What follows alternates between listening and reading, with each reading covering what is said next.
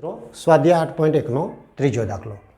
ત્રીજા દાખલાની અંદર આપણને એવું કીધું છે કે નીચેના દરેકને દશાંશ સ્વરૂપે લખો. એટલે આપણે પોઈન્ટના સ્વરૂપમાં દરેક સંખ્યાને લખવાની છે. તો સૌથી પહેલો આપણને કીધું છે કે 7 દશાંશ. હવે જો બીજું કંઈ નથી, આમાં દશાંશના સ્વરૂપમાં 7 લખવાના છે. એટલે દશાંશ ક્યાં આવે તો કે પોઈન્ટ પછીનો પહેલો અંક. એટલે અહીંયા 7 આ દશાંશ કહેવાય. આગળ કંઈ ન હોય તો આગળ શું લખવાનું? એકમમાં 0. એટલે કે 0.7 એને બોલાય 7 દશાંશ. આ રીતે તમે લખી શકો. ત્યાર પછી શું કીધું? 2 દશક અને 9 દશાંશ. હવે જોજો, દશાંશમાં શું લખવાનું છે? 9. એટલે અહીંયા તો 9 થઈ ગયું. 9 દશાંશ એટલે આ રીતે પોઈન્ટ પછીનો પહેલો અંક દશાંશ.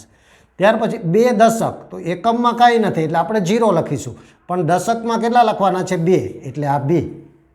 આ 2 દશક અને 9 દશાંશ આ રીતે લખાય. કારણ કે દશકમાં 2 છે, એકમમાં કાંઈ ન હોય તો 0, પણ દશાંશમાં કેટલા છે? 9. એટલે આ રીતે લખાશે આને. ત્યાર પછી અહીંયા શું કીધું? 14.6. એ તો સાવ સરળ છે મિત્રો. 14 એટલે કે 14.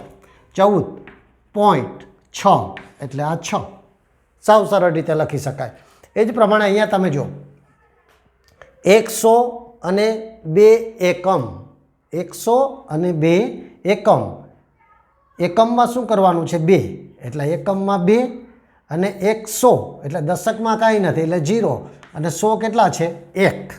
1 આ 100 દશકમાં કાંઈ નથી, પરંતુ એકમમાં શું છે? 2.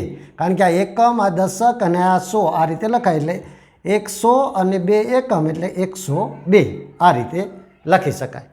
ત્યાર પછી અહીંયા આપ્યું છે 600 પોઈન્ટ. એટલે આ 600 આ પોઈન્ટ એટલે આ પોઈન્ટ અને 8 એટલે 8 આ રીતે. સાવ સરળ હતું મિત્રો.